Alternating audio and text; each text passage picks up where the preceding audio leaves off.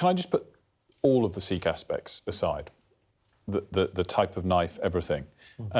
Because, again, there's a lot of issues out there with this case. It's complicated and multifaceted.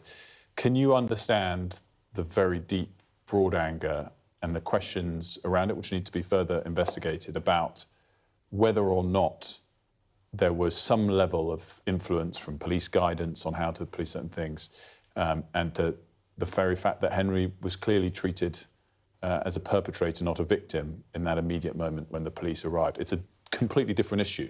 But can you understand that, and therefore the broad anger that the nation feels? 100%, and many of us feel that same anger and angst at the actions of the police that night. But many, like I said, they'd been taken in by the lies of the murderer and some of his family members, claiming racism when we know that the person, rather than calling the ambulance, as he should have, after having used this long dagger, he called the police and then ended up spinning this yarn.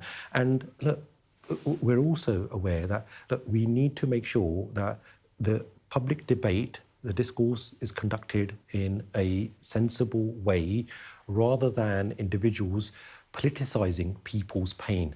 And we saw this after Southport as well. But what we do need to do is to make sure that the police is there to serve everybody equally.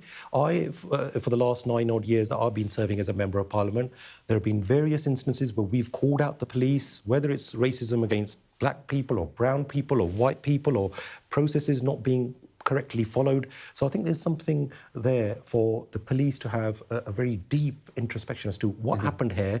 But also, Wilf, it doesn't exclude somebody issuing death threats to our serving police officers. It doesn't permit violence against them, as some of what we've seen in Southampton.